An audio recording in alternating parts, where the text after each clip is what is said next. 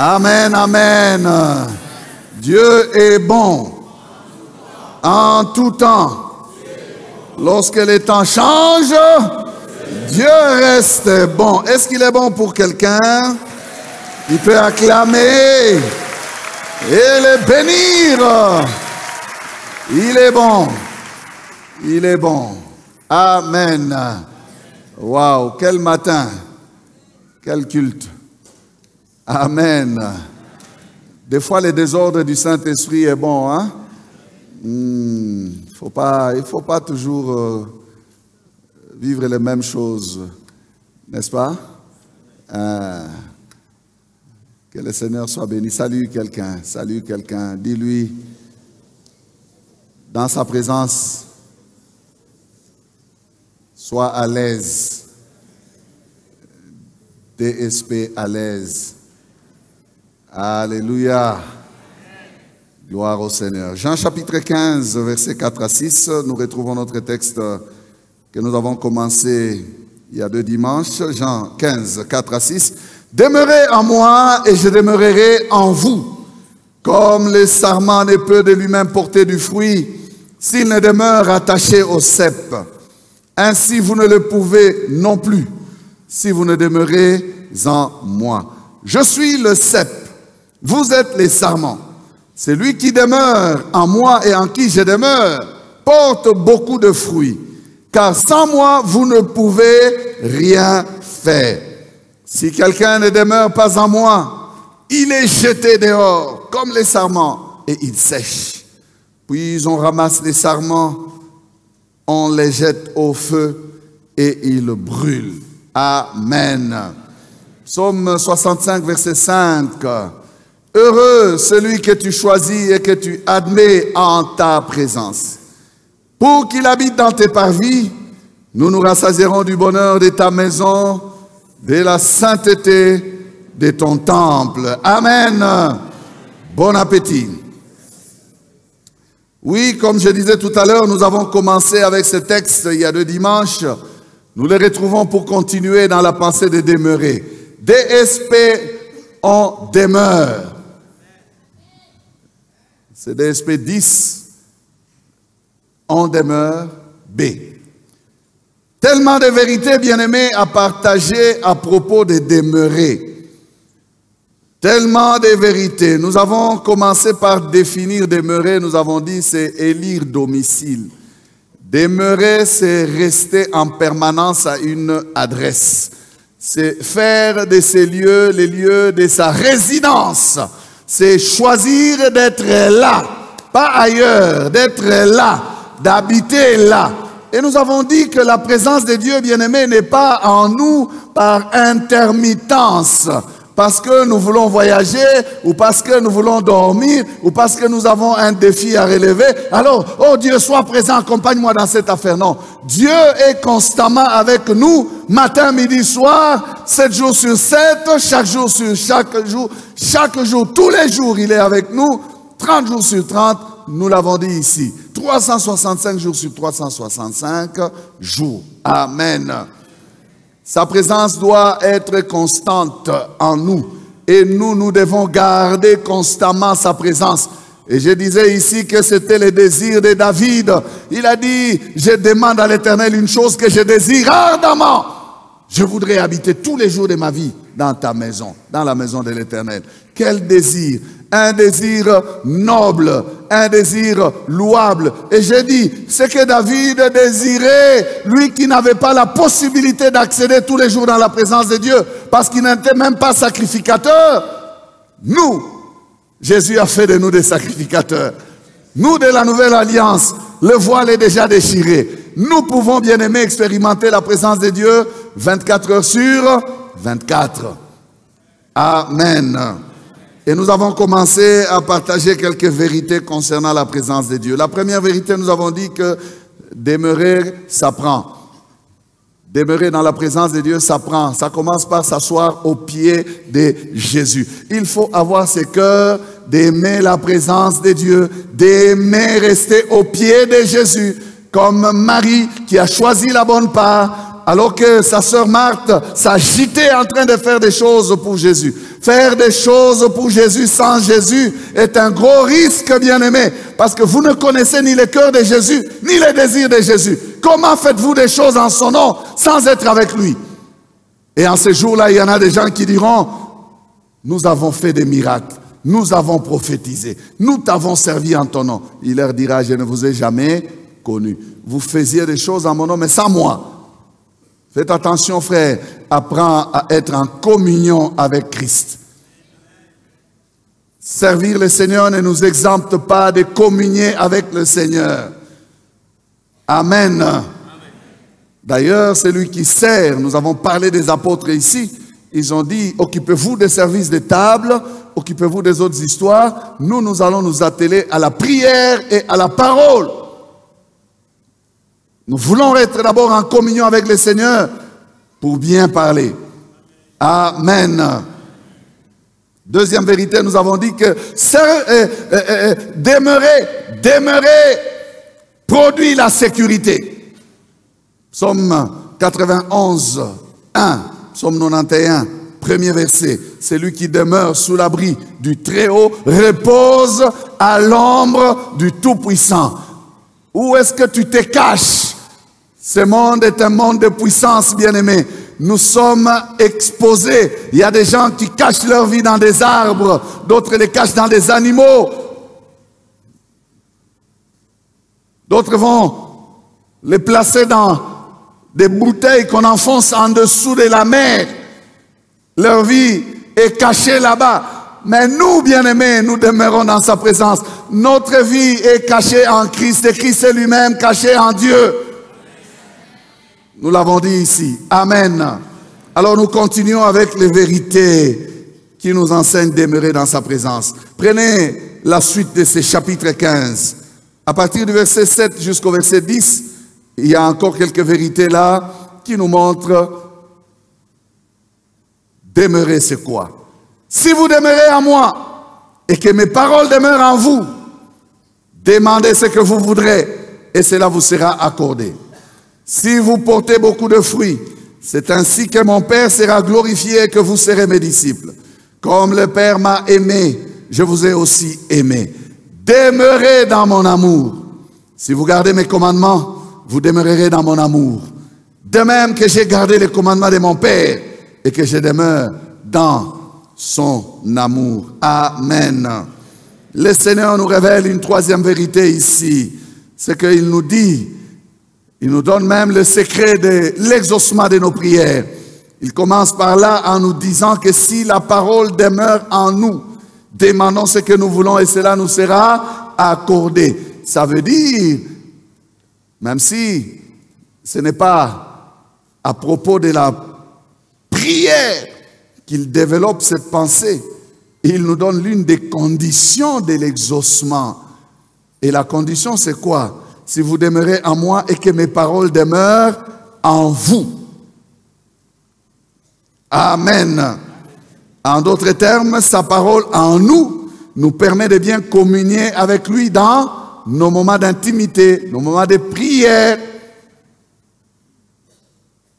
Si mes paroles demeurent en vous, demandez ce que vous voudrez, cela vous sera accordé. Quelle est la condition?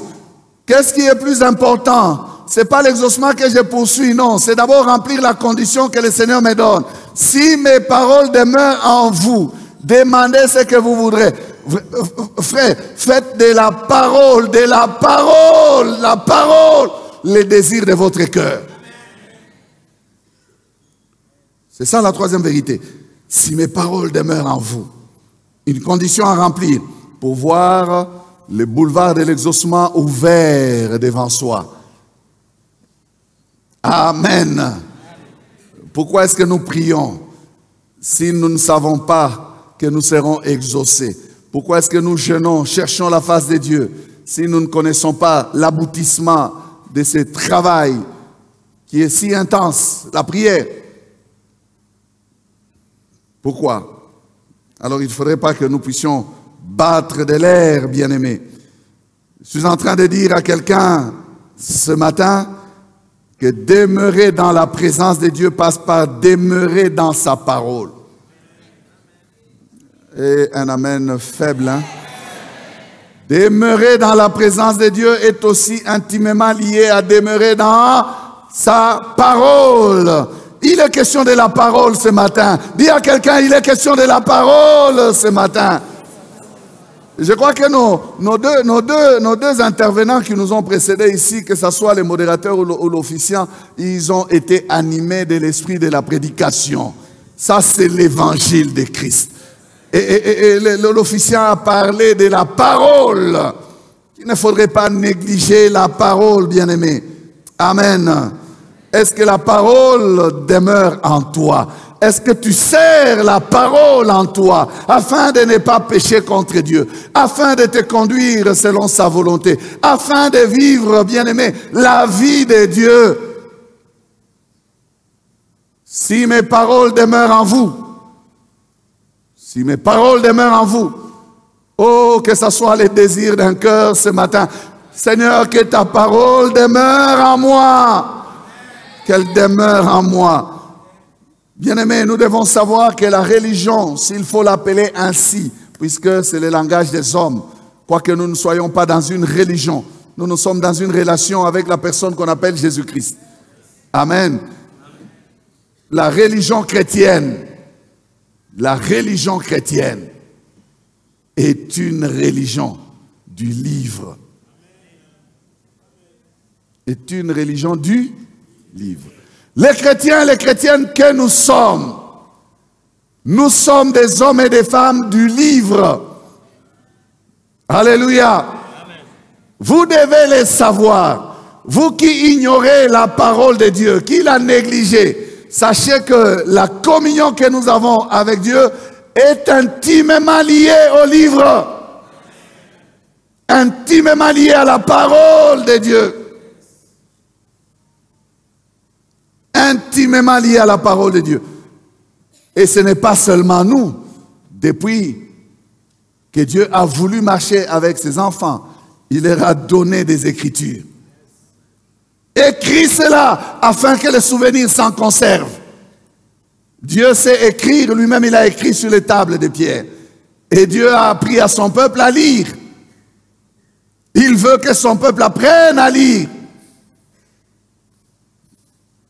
Amen. Il y a de belles histoires dans la parole de Dieu. De très belles histoires. Quand vous regardez en Israël, lorsque la parole de Dieu était rare, Dieu était rare aussi. Comme au temps de Samuel, il est dit que la parole de l'Éternel était rare. Et il n'y avait pas de vision en ce temps-là. Donc la présence manifeste de Dieu ne pouvait pas se faire. Parce que la parole n'était pas là. La parole était rare. Au temps du roi Josias, alors que ses pères ont négligé la foi dans les dieux vivants et vrais, ils ont rempli Jérusalem de l'apostasie et des cultes païens. Des hôtels, des Baals et d'Asdod partout. D'Astarté, je voulais dire, partout.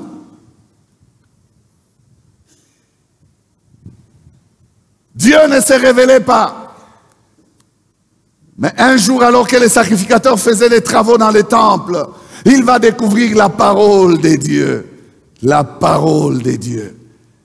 Il découvre les livres. Et il va les remettre au secrétaire du roi Josias, Shaphan. Il dit, nous avons trouvé les livres. Ah, bien-aimé, un peuple qui découvre les livres est un peuple qui découvre Dieu. Il a découvert les livres. Le secrétaire du roi a lu les livres devant le roi. Et le roi, à l'écoute de toutes ces paroles, déchira ses vêtements et il fuit dans la désolation. Comment nous n'avons pas connu ces choses depuis tous ces temps? Ce roi va amener les réformes. Il va convoquer tout le peuple à Jérusalem. Ils vont organiser des séances, bien-aimées, où il va lire les livres, où il va faire à ce que le peuple renouvelle son alliance avec les dieux d'Israël. Et il va célébrer la Pâque pour la première fois après plusieurs années. Et on a dit que la Pâque qui a été célébrée à cette époque-là, au temps de Josias, elle ne fut pas célébrée en Israël aucune autre fois, avec cette ampleur-là. Pourquoi? Tout était parti de quoi? Du livre. Le monde, bien-aimé, notre humanité a connu des sombres siècles de ténèbres, jusqu'à ce que des hommes qui étaient des religieux ont révisité les Écritures. Et ils ont ramené les livres en surface. C'est là qu'est né le protestantisme. Le retour au livre, à la parole. Et Dieu, étant Dieu, il a permis que ce soit d'abord les livres qui soient les premiers livres à être imprimés. Oh, les livres. Est-ce qu'on peut acclamer pour les livres? Je parle de la parole de Dieu. La parole de Dieu. Dieu a voulu nous montrer, bien-aimés, qu'on a commencé une nouvelle ère. Autrefois, c'était sur des parchemins, des papiers par-ci, par-là, des manuscrits. Mais quand l'imprimerie a été découverte, ce monsieur-là, Gutenberg, a imprimé pour premier livre, lequel? La parole de Dieu, la Bible. Dieu est en train de dire aux hommes, j'ai un message pour vous. J'ai un message pour vous. Ça a commencé par la parole. La parole. Nous connaissons Dieu par la parole. Amen. Nous ne les connaissons pas par les rêves et les songes. Non. Nous les connaissons par la parole. Il y a beaucoup de chrétiens qui veulent marcher par les songes. Non, non. Avant de marcher par les songes, marche par la parole. Lorsque tu as la parole, quand tu vas rêver, tu vas comprendre. Est-ce que je parle à quelqu'un? Si tu n'as pas la parole, même si tu rêves comment, tu ne comprendras rien. Il y en a qui veulent marcher par les prophéties. Oui, c'est pas mauvais. Mais si tu n'as pas la parole, les prophéties vont t'égarer.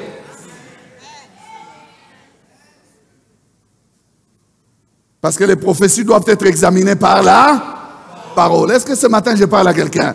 La parole, la parole. Dis à ton voisin la parole. Il est question de la parole. Ah, la parole de Dieu. Nous sommes la parole éternelle. Il faut, bien aimé, il faut aimer la parole. Il faut aimer la parole. Est-ce que tu la lis, la parole? Ou c'est seulement aujourd'hui que tu te retrouves encore en face de la parole? Toute une semaine, tu n'as pas ouvert la parole. Tu n'as pas entendu la parole. Comment est-ce que tu demeures dans sa présence si sa parole ne demeure pas en toi? Et si mes paroles demeurent en vous. Si mes paroles demeurent en vous. Nous avons un club de la lecture de la Bible ici. Un département qui nous encourage à lire la Bible tous les jours. Tous les jours. Tu manges tous les jours. Or, il est dit que l'homme ne vivra pas que de pain seulement. Mais toi, tu vis que de pain. Qu'il plaise au Seigneur que tu vives aussi de la parole. Il a dit, de toute parole qui sort de la bouche de Dieu. Amen. De toute parole qui sort de la bouche de Dieu. Il est impensable de séparer la foi chrétienne de la parole de Dieu. Tout marche par la parole de Dieu. Lorsque la Bible dit, mon juste vivra par la foi. Oui, nous marchons par la foi, mais la parole de Dieu nous explique la source de la foi. Et la foi vient de ce qu'on entend, et ce qu'on entend vient de la parole de Christ. Amen. Donc, en réalité, si mon juste vit par la foi, et que la foi a sa source dans la parole, mon juste vit par la parole. N'est-ce pas? Ah, vous connaissez la logique, non? Les trois assertions là, avec la conclusion, n'est-ce pas? Vous connaissez. Dans sa présence, nous devons demeurer dans la parole. Bien-aimés, regardez, comment est-ce que vous êtes venus à Christ? Comment est-ce qu'on gagne les âmes? C'est pourquoi je disais que le modérateur a été animé de l'Esprit de Dieu. Ça, c'est l'évangile de Christ. Comment est-ce qu'on gagne les âmes? Comment est-ce qu'on parvient à entrer dans le royaume de Dieu? Comment on devient chrétien? Que ce soit des foules, que ce soit une âme, c'est par l'évangile. Et la procédure s'appelle l'évangélisation. Donc, la propagation de la parole de Dieu, et particulièrement le message concernant la vie de Jésus-Christ. Je vais expliquer à quelqu'un, il doit comprendre que l'évangile est intimement lié à Christ. Amen. Le message qui apporte le salut s'appelle l'évangile. Et l'évangile, par définition, c'est Romains 1,16. L'apôtre dit, car je n'ai point honte de l'évangile. C'est quoi l'évangile? C'est une puissance de Dieu pour le salut de quiconque croit. Du juif premièrement, puis du grec. Quand on dit juif et grec, on veut réunir l'humanité entière. On prend les juifs qui sont d'Israël, et on prend les restes des nations qu'on pouvait appeler les Grecs, qui sont bien aimés, les regroupements de tous les païens des autres nations. Donc, le salut du monde entier est lié à l'évangile, découle de l'évangile. L'évangile, bien aimé, c'est une puissance. Oh, que quelqu'un dise avec moi, une puissance. Une puissance. Une dynamite. Une dynamite, le mot puissance, c'est dynamos. Puissance. Ça fait exploser les choses. C'est plus fort que la bombe atomique. La bombe peut détruire les vies, mais l'évangile engendre les vies. Ah, l'évangile engendre les vies. Puissance. Puissance. Est-ce que nous sommes ensemble? Puissance. Pourquoi as-tu honte de la puissance? Pourquoi négliges-tu la puissance, mon frère? Tu as une puissance dans ta bouche. Dans l'évangile, tu as une puissance. Pourquoi vous venez écouter cette parole? Parce qu'il y a une puissance qui vous attire. Amen. Et ces gens, les jours de Pentecôte, étaient là, mais nos cœurs ne brûlaient-ils pas au-dedans de nous quand nous entendions ces choses? Aïe, aïe, aïe. Puissance. Ils ont dit, oh mon frère, que devons-nous faire? À l'écoute de l'évangile, les cœurs bougent. Plus que la bombe atomique. Ça engendre des vies. Ça engendre des vies. La puissance, une puissance, c'est une force terrible. Une puissance, ça agit, la puissance. Amen. Force qui produit des effets. Et les effets de la parole sont terribles, frères et sœurs. Amen. Quand on reçoit Christ, savez-vous qu'en réalité, c'est la parole qu'on reçoit? Savez-vous cela? C'est la parole qu'on reçoit. Alléluia. Quand on reçoit Christ, en réalité, on reçoit quoi? La parole. Donc, c'est la parole qui nous connecte à la présence de Dieu.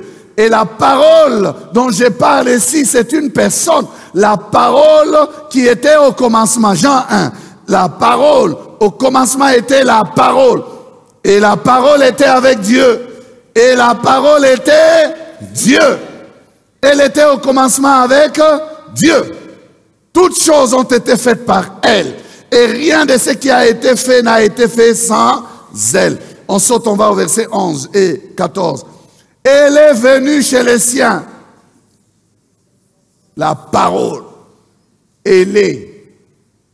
Hein? Elle est venue chez les siens. Et les siens ne l'ont point reçue. De qui est-il question là? Des Juifs d'Israël. Verset 12. Mais à tous ceux qui l'ont reçu. Et l'apostrophe là, c'est quoi? La parole. À tous ceux qui l'ont reçu, à ceux qui croient en son nom, il a donné le pouvoir de devenir enfants de Dieu, lesquels sont nés non du sang, ni de la volonté de la chair, ni de la volonté de l'homme, mais de Dieu. Et la parole a été faite chair, et elle a habité parmi nous, pleine de grâce et de vérité. Et nous avons contemplé sa gloire. Une gloire comme la gloire du Fils unique venu du Père. C'est Jésus la parole. C'est Jésus la parole. Le verset 14 donne une très bonne conclusion. Il mélange maintenant les deux. Et la parole a été faite chair. De qui est-il question? Jésus.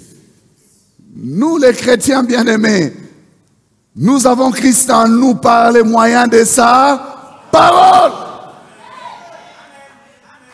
Christ en nous l'espérance de la gloire. La parole, c'est la parole qui nous a engendrés. C'est la parole qui nous a enfantés. C'est la parole qui nous aide à tenir. C'est la parole, bien-aimés. Nous sommes des enfants de Dieu par la parole. Êtes-vous enfants de Dieu? Êtes-vous enfants de Dieu? Vous êtes enfants de la parole. Alléluia. C'est la parole qui nous a engendrés. Elle nous a donné le pouvoir de devenir enfants de Dieu. Le pouvoir. Il faut aussi insister sur les pouvoirs. En tant qu'enfant de Dieu, tu as le pouvoir. Alléluia. Tu appartiens à Dieu. Donc tu as les prérogatives d'exercer l'autorité en tant que tel. En tant qu'enfant de Dieu. Tu as tout ce qu'il te faut pour exercer la vie en tant qu'enfant de Dieu. À cause de quoi? De la parole. De la parole. De la parole. Il est, lui, Jésus-Christ, celui qui a tout créé. Et il nous a engendrés. La parole faite chair. Amen. Oh, ce sont des vérités intéressantes, importantes. Une fois, il y a des gens qui sont allés, alors que Jésus était quelque part en train de prêcher, ils sont allés lui dire, oh maître, ta mère et tes frères et tes sœurs te cherchent. Ils ont dit ça à Jésus. Jésus a répondu, Luc 8, 20 à 21. On lui dit, ta mère et tes frères sont dehors et ils désirent te voir. Mais il répondit, ma mère et mes frères, ce sont ceux qui écoutent la parole de Dieu et qui la mettent en pratique. Alléluia! Ce sont ceux qui écoutent la parole de Dieu. Jésus est en train de dire ici par anticipation que j'aurai une famille. Je n'ai pas qu'une famille biologique.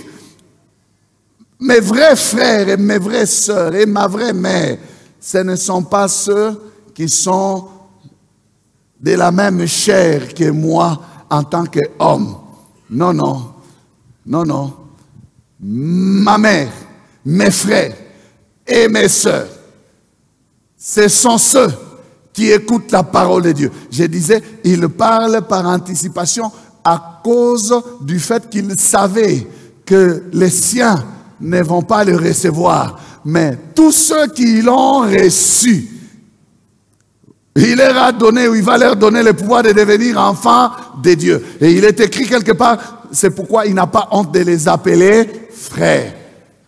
Nous avons un grand frère, avec qui, bien aimé, nous avons la même vie au travers de sa parole. Les frères et sœurs de Christ, ce ne sont pas les Juifs. Écoutez, écoutez bien. Notre affaire avec Jésus n'est pas une affaire de race. Les frères et sœurs de Christ, ce ne sont pas ceux qui ont la même couleur de la peau que lui. Pour qu'on puisse les rejeter et dire, oh, c'est le Dieu des Blancs. Il n'y a pas de Dieu des Blancs parce que Dieu est esprit. Du reste, c'est son frère Paul qui va écrire. Il va dire, si quelqu'un a connu Christ dans la chair, maintenant nous ne le connaissons plus dans la chair. Nous ne les connaissons plus dans la chair. Nous ne les connaissons plus dans la chair. À tous ceux qui l'ont reçu, il a donné le pouvoir de devenir enfants de Dieu. Ils sont nés comment? Ils sont nés comment? Ni de la chair, non du sang, mais ils sont nés de Dieu. Dieu a le pouvoir d'engendrer des enfants spirituels. Ah.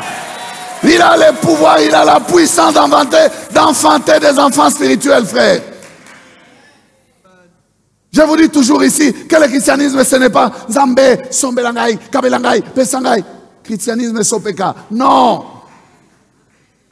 C'est connaître la vérité. Vous connaîtrez la vérité et la vérité vous affranchira. Les gens sont terre à terre dans leur christianisme, ne se basant que sur les matériels, que sur les choses qui doivent marcher. Alors que nous avons une qualité de vie divine. Une qualité de vie divine, frère. Nous avons une qualité de vie divine. Est-ce que je parle à quelqu'un? Nous avons une qualité de vie divine. Dieu nous a tout donné, tout ce qui contribue à la vie et à la piété. Il nous a tout donné, c'est dans le salut, tout donné. Tout donné. Tu négliges la parole, tu ne vas pas aller plus loin avec Dieu. Tu ne le comprendras pas, tu ne le connaîtras pas convenablement. C'est elle qui fait le travail. Alléluia. C'est elle qui fait le travail. Voilà ce qui nous unit à lui, la parole. Il dit, vous êtes mes frères, vous êtes mes sœurs. Lorsque vous écoutez la parole et vous la mettez en pratique. Le contraire est aussi vrai. Vous n'êtes pas frère de Jésus, vous n'êtes pas sœur de Jésus lorsque vous l'écoutez, vous ne la mettez pas en pratique. Hein, le contraire est aussi vrai. La parole de Dieu, elle est agissante, elle est puissante, plus tranchante qu'une épée à deux tranchants. C'est elle qui fait une opération, bien aimée. Là où la main du médecin ne peut arriver, la parole arrive. Elle pénètre au-dedans pour faire des opérations à l'intérieur là, séparer âme et esprit, jointure et moelle. La parole de Dieu. La parole de Dieu. Écouter la parole sans la mettre en pratique est égal à zéro. Oui, je répète cette vérité. Écouter la parole sans la mettre en pratique est égal à zéro. Quand ça rentre par là et ça sort par là, zéro. Jacques 1, 22 à 25. Mettez en pratique la parole et ne vous bornez pas à l'écouter en vous trompant vous-même par des faux raisonnements. Bah, faux boule. Des faux raisonnements, bah, faux boule. 23. Car si quelqu'un écoute la parole et ne la met pas en pratique, il est semblable à un homme qui regarde dans un miroir son visage naturel et qui, après s'être regardé, s'en va et oublie aussitôt quel il était. 25. Mais celui qui aura plongé les regards dans la loi parfaite, la loi de la liberté, et qui aura persévéré, n'étant pas un auditeur oublieux, mais se mettant à l'œuvre, celui-là sera heureux dans son activité. Amen. Celui-là sera comment? Heureux dans son activité. Jacques nous parle et il nous exhorte, bien-aimés, à mettre la parole en pratique. Il nous dit que nous devons, au travers de la parole de Dieu, nous voir tels que nous sommes réellement. Ça veut dire que c'est la parole qui nous renvoie à notre véritable image. Comme le miroir nous montre, je pense que chacun d'entre nous ce matin était devant un miroir. Presque dans toutes les maisons, il y a des miroirs. Qu'il plaise au Seigneur que dans toutes les maisons, il y ait aussi la parole. Amen. Alléluia.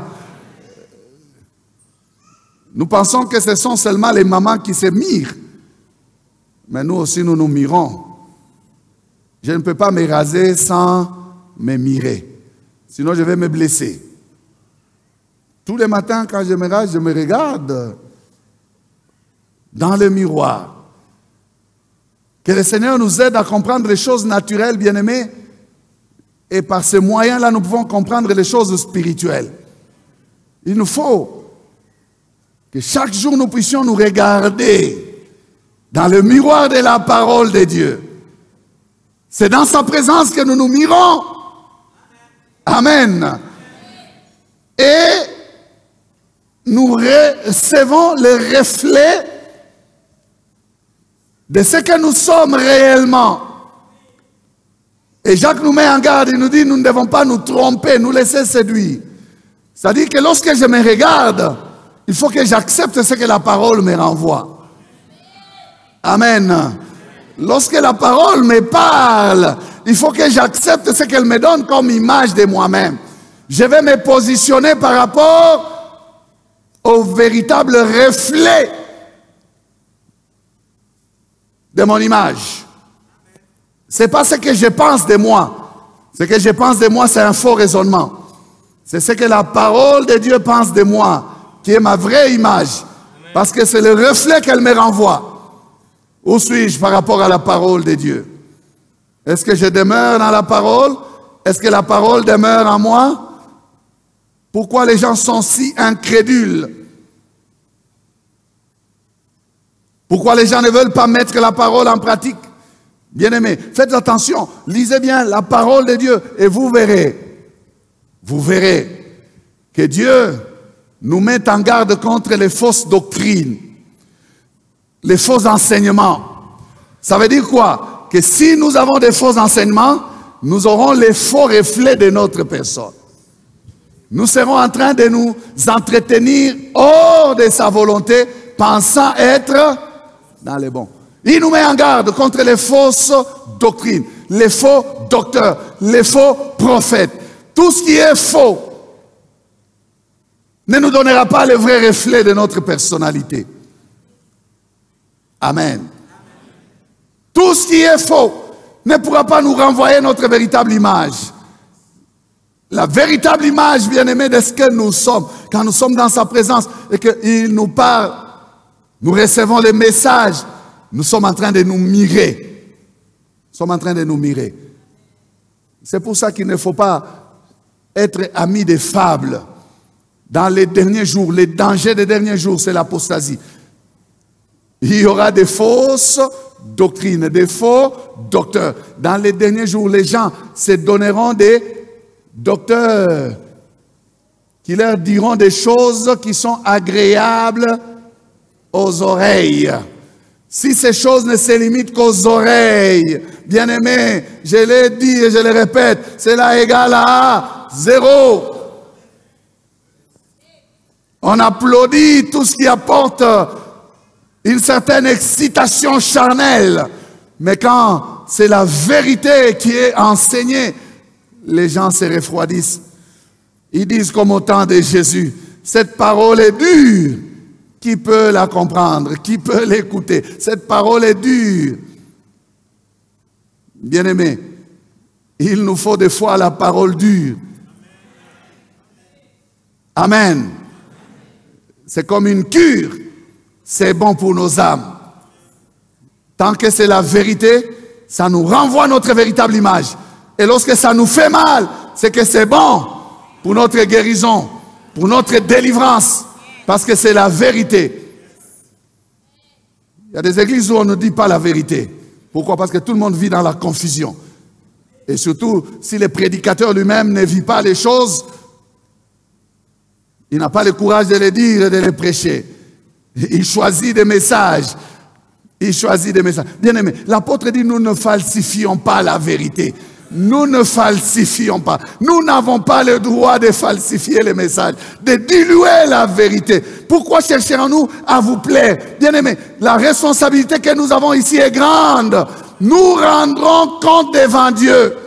Et Dieu dit, il ne faudrait pas que ceux qui enseignent soient nombreux. Il y a des gens qui jouent avec la chair ici, déclarant n'importe quoi. Tu rendras compte à Dieu. Les hommes rendront compte à Dieu pour toutes les paroles qu'ils auront proférées. Dieu n'est pas comme nous. Dieu n'oublie rien. Tu verras les films de ta vie.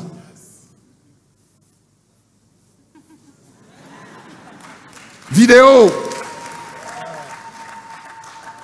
Est-ce que je parle à quelqu'un? On va te montrer. Notre vie doit être conforme aux Écritures. Amen. Conforme aux Écritures. Ne nous bornons pas à l'écouter, mais mettons-la en pratique. Le verset 25 est intéressant. Mais celui qui aura plongé les regards dans la loi parfaite, la loi de la liberté, les Écritures, et qui aura persévéré, qui aura demeuré. Moi, je change le mot là, persévérer par qui aura demeuré, n'étant pas un auditeur oublieux, mais se mettant à l'œuvre. Pourquoi? Parce qu'il est dedans, se mettant à l'œuvre, travaillant là-dessus. Celui-là sera heureux dans son activité. Il sera comment? Heureux. Le mot heureux, c'est le mot béni. Heureux. Heureux. Il sera heureux. Heureux, c'est lui que tu choisis et que tu admets en ta présence. La bénédiction, bien-aimée, est attachée à demeurer dans sa présence et à laisser sa parole demeurer en nous. Cette personne laisse la parole demeurer en lui et il donne à la parole le temps qu'elle puisse produire des bénéfices. C'est pour cela qu'il est déclaré heureux.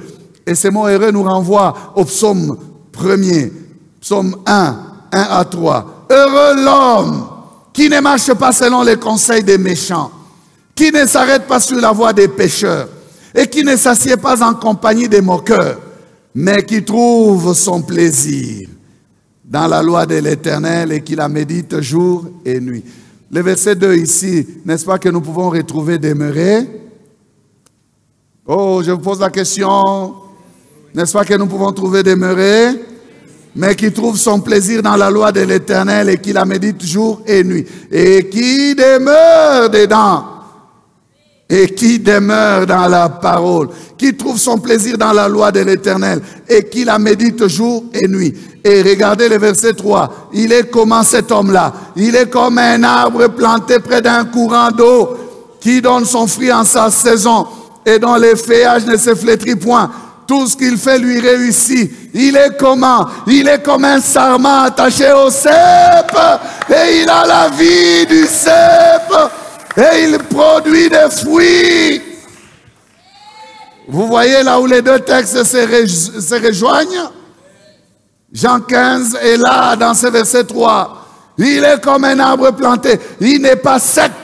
Il n'est pas un sarment qui est détaché, coupé. Non, il est planté près d'un courant. Il reçoit la vie. Et il peut porter de fruits. Tout ce qu'il fait, lui, réussit. À cause de quoi? Parole. La parole. Il y a trois choses que ce monsieur refuse de faire pour qu'il demeure heureux. Il refuse le conseil des méchants. J'ai remarqué que le mot conseil est au singulier. Le conseil des méchants. C'est l'esprit directeur, l'esprit conducteur. Pas l'esprit avec grand E, mais le petit esprit là.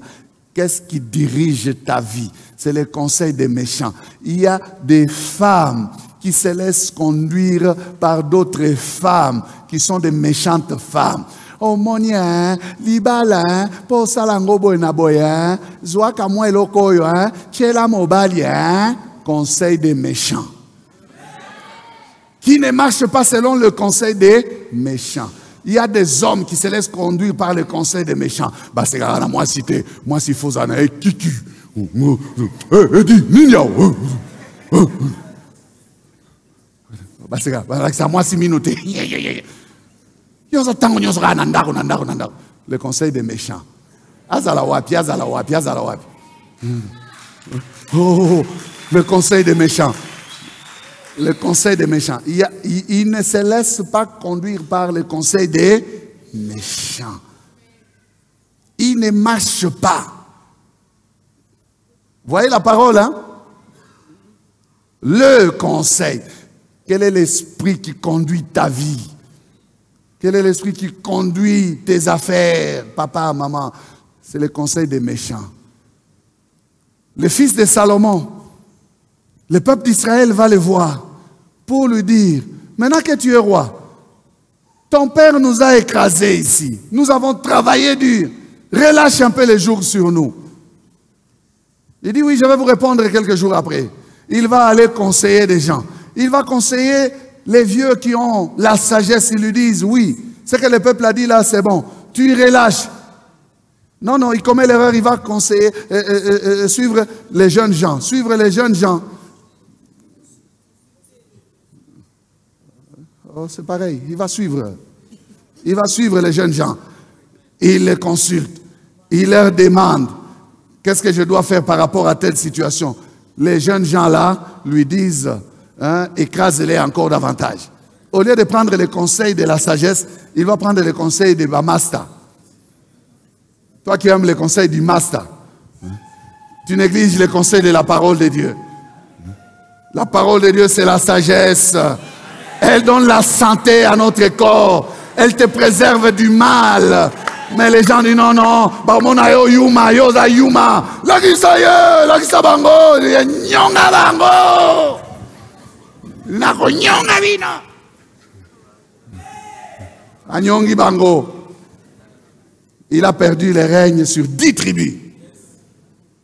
Il a perdu les règnes sur 10 tribus. Faites attention, frère. Tu marches par quel esprit? Le conseil de la sagesse est clair. Celui qui demeure dans la présence de Dieu, il laisse la parole de Dieu demeurer en lui. Ne sois pas précipité. Ne te précipite pas à prendre des décisions sans recourir au conseil des Écritures. Est-ce que je parle à quelqu'un? Tu vas demeurer dans la présence de Dieu. Il rejette le conseil des méchants. Écoutez, il ne se laisse pas diriger, il ne marche pas. Et puis, il ne s'arrête pas sur la voie des pécheurs. Ça, c'est fuir le mal. C'est s'éloigner du mal. Bien aimé, tout le monde connaît le péché. Mais il y a des gens qui aiment s'arrêter là où il y a le péché. Ils ont le courage de toucher au mal. La Bible dit que l'homme prudent voit le mal et il se cache. Tu ne dois pas aimer le mal. Qu'est-ce qui te conduit? Tu t'arrêtes sur quel acte? Il ne s'arrête pas sur la voie des pécheurs. Il n'emprunte pas le mauvais chemin.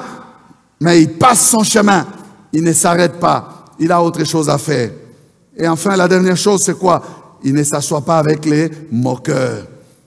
Ici, c'est le refus de perdre son temps avec ceux qui se moquent, bien-aimés, de nos choses, qui se moquent de Dieu, qui se moquent de l'Évangile, qui se moquent des valeurs spirituelles, qui se moquent de tout ce qui est bien. Ne t'assois pas en compagnie des moqueurs. Lève-toi, ne perds pas ton temps. Il y a mieux à faire. Oh, je suis en train de dire qu'il y a mieux à faire. Tu passes ton temps à la terrasse, papa. Trop de temps à la terrasse. Quel est le temps que tu vas lire la Bible? Tu ne lis pas la Bible. Trop à la terrasse. Oh, je suis en train de déstresser. Ben, ça joue. Tu n'as pas de télé chez toi? Tu n'as pas de télé? Tu as la télé? Va regarder ça chez toi. Non, non, tu n'arrives pas à regarder les matchs chez toi. Je parle à un papa. Hier, tu étais au Barça. Terrasse, terrasse, terrasse. Et qui y a à la terrasse là? Tu t'assois avec qui? Des moqueurs. Des moqueurs. Toi, tu prends quoi? Du sucré. Tu connais la chose là, je l'ai déjà dit ici, non? On te donne le sucré, puis ton ami te regarde et dit, tu vas sucré. Bon, là, il lit pas. Les moqueurs, c'est ça là, les moqueurs. Il y a un frère qui m'a dit, oh pasteur, j'ai beaucoup regretté. Pasteur, les choses que vous dites, j'ai beaucoup regretté. Je suis allé à Kasumbalesa. Mes amis, moi je croyais que c'était des bons amis. Ils m'ont dit, prends seulement un simple verre, prends seulement un verre. Ils m'ont forcé. Pasteur, quand on m'a seulement servi les verres, les mêmes amis ont commencé à se moquer de moi. Ils ont dit, oh, Pasteur Simbi, Pasteur Omoni, Pasteur Omoni, oh, tu nous as rejoints, tu nous as rejoints. Hein, c'est toi les Quinois là, Simbi, j'y touche. Les moqueurs. On dit, mais ça fait quoi? Hein, ça fait quoi? Tu vois pas la petite ici, elle t'aime, regarde comment elle te regarde, petite à quartier. Motei. Yo yo na kana biso. Biso la toba.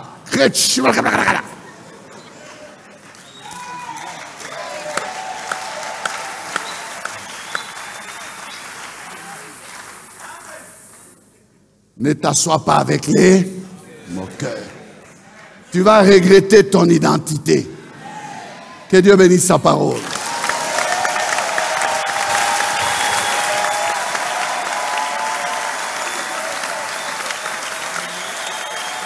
Gloire au Seigneur. Nous baissons la tête et nous allons prier.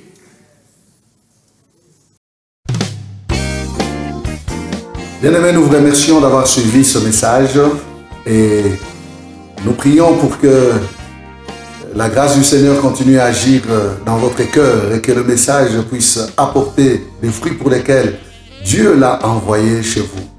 Nous voulons juste vous encourager à vous qui n'avez pas encore donné votre vie à Christ, à faire cette prière avec nous maintenant et à faire cette prière avec un cœur ouvert et une décision venant de votre cœur. Vous pouvez juste prier avec nous maintenant en répétant ces paroles après moi et en disant ceci. Seigneur Jésus, je t'ouvre mon cœur, je te donne ma vie. Sois mon Seigneur et mon Sauveur. Pardonne mes péchés, Seigneur. Inscris mon nom dans ton livre de vie. Je m'abandonne à toi. Que le Saint-Esprit m'aide à te suivre et à te servir. Merci pour la nouveauté de vie et merci pour, Seigneur, au Dieu de gloire, l'obéissance à ta parole que tu crées en moi. Parce que c'est toi qui crées le vouloir et le faire. Selon ton bon plaisir. Je te dis merci. Amen. Que Dieu vous bénisse parce que vous avez pris la décision de devenir chrétien et de vous engager à suivre Jésus et à les servir. Vous pouvez nous contacter au numéro qui apparaît à l'écran et nous serons toujours disposés à répondre à vos questions, à vos préoccupations. Nous sommes là pour vous servir et nous serons aussi heureux d'avoir un temps de prière avec vous dans nos installations 6 avenue Kasavubu, Sandoa, à l'église La Parole Éternelle, ici à Lumbashi. Que Dieu vous bénisse, que sa grâce et sa paix soient dans vos maisons. Au revoir, nous vous aimons.